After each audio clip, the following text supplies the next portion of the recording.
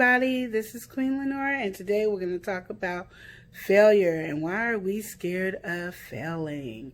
This is a good topic because sometimes I go through this a lot, not just once in a blue, but a lot. So before we start, I need you to go ahead and subscribe, give me a bell notification, click it, thumbs up it, then of course comment below, and please go ahead and share it with everybody. Thank you, and I appreciate it.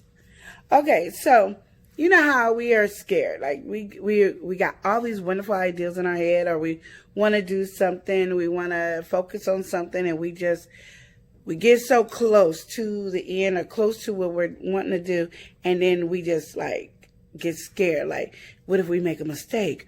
What if this happens? Like, we start thinking about all different ways that we could fail.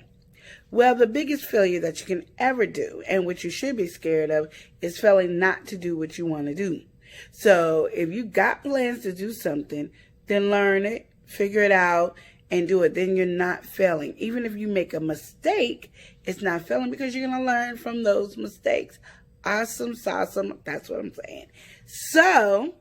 So what you should be doing, like say, you want to learn how to do hair, but you don't know how to do hair.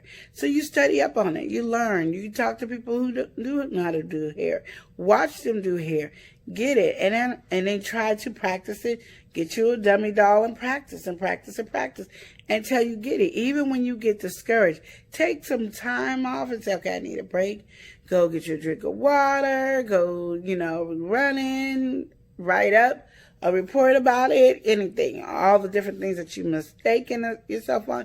Even record yourself doing it so people can understand how hard it was for you to braid. But if you fail, the only way you can fail is if you say, I quit. I can't do it. I just quit. That's failure.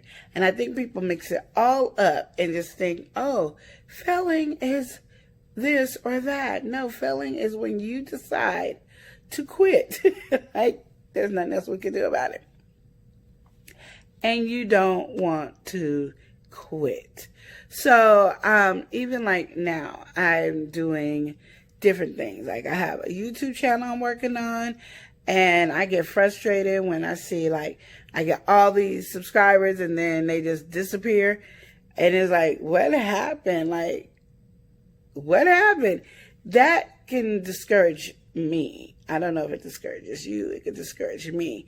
Or when I look and see how much watch time I have, those things. So my thing is, instead of me like letting it get me down in the dumps, I just have to go hit harder and work harder to try to build my channel up. Starting my own business is the same way. How do I get my products out there? How do I do that? Figuring things out, learning how to communicate and talk to other people is not as easy as it seems. Some people are very talkative, so they got it. And then you got me, who you think is talkative, but then shy when she meets somebody. So then it's a little bit harder for me. So, but if I don't keep going, it's a failure. You know what I mean? So I have to keep pushing hard on everything I do. No matter what it is, I have to push hard. I got to keep going. And these things is what makes people successful. And I have failed a lot of times because I don't never finish.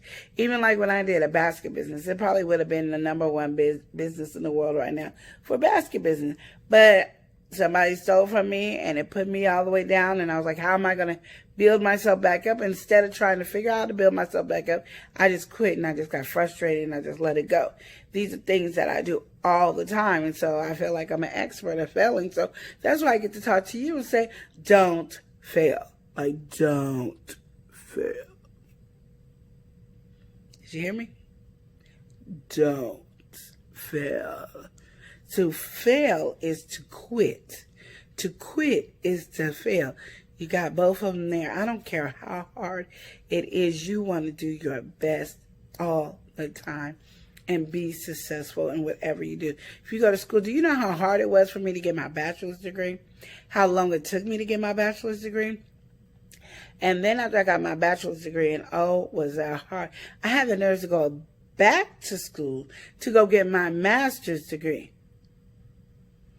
So, and then trying to finish that was just like, I think by my last month, I was just evil, and I was just like going crazy, and I was mad, and I just didn't care. Everybody got the wrath of me because I was like, I really wanted to quit bad on my master's degree. When I was at the edge, I just wanted to quit because it's like you're cramming all this in me within a month. Like 1 month of school was like doing a semester of school, and I don't learn that fast, so it was a lot. And when it got to the closer to me graduate, it just seemed to get worse and worse and worse. And I remember one of the things about me going to school was in the beginning of my master's degree, they were saying, okay, so each class you go to, don't fill this paper out until you get to a certain class, and they will tell you to fill the paper out.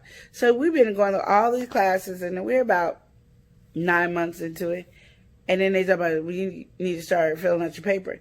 Y'all didn't tell us to fill out our papers all the way until now. So it was like all this work. There was nobody was really talking to us about it. Because when we had to fill out the paper, then we could ask a lot of questions when we were in that classroom. It didn't. So things happen. Teachers don't think about it. Instructors don't think about it. Sometimes you just forget. And it can mess up people like me and other students. That was one of the things we all complained about all the time, is we didn't know when this was starting. They said they would tell us, don't touch it until an instructor told us, and they didn't. So we could have all quit. And I'm going to tell you, a lot of us wanted to quit. Like, we were like, forget it. I don't even want it. I will fail this class. I don't even want it. A lot of us felt like that, like really, really bad. Like, we worked our butts off. It was just crazy. So to say all that is, I didn't quit. I got my master's degree.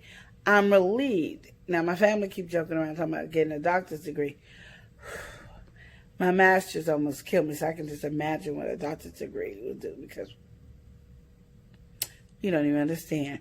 So when you feel like failing, just remember about me. Like, okay, Queen Lenora, she failed out her basket business. She failed at Avon. She failed at Mary Kay. She failed at a candle business. She failed at a sex business.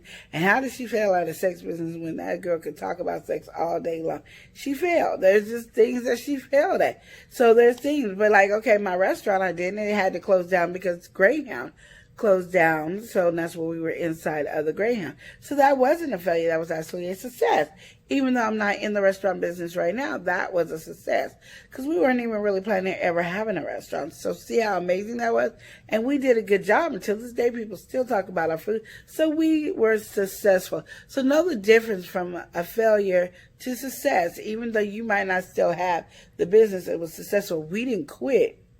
It's just that the location we were was gone. And we were blessed to be in that location and already had traffic and it had everything for us. And it made sense to do it. Now trying to do it, which is a good thing that we didn't, because look at it.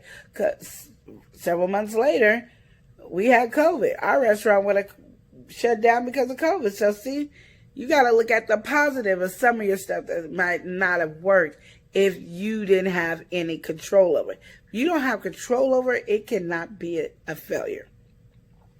Unless you just didn't work your butt off. Unless you just didn't do the things you were supposed to do. Okay? Because you'd be like, well, I got fired. Well, if you didn't do your job, if you didn't do what was asked of you, you had that problem. I hear people, even when people working for me, or when my job title is this.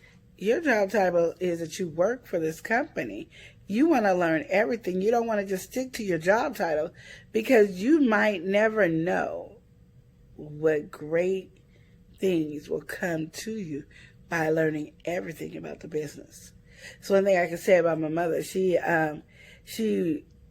took this minimum job, she ain't never made this amount of money, even when money, minimum wage was way lower, like $4.75.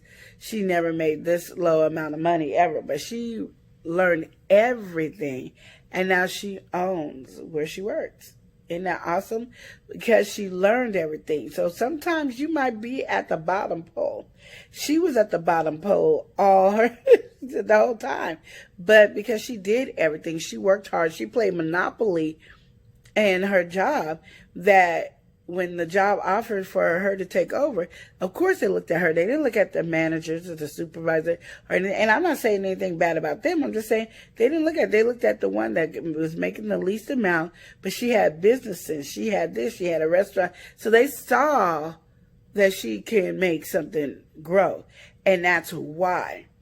See, you might be at the lowest totem pole in that business, but you will probably be the one that be successful and great. So think about that. So failure is up to you. If you quit, you failed. But if you keep working and you keep messing up and you keep making mistakes but you learning from those mistakes and you growing from those mistakes, you are successful. So this is what I'm telling you.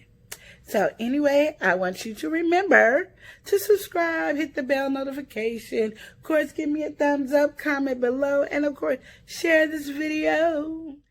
Remember to love and live each day as if it were your last. Smooches!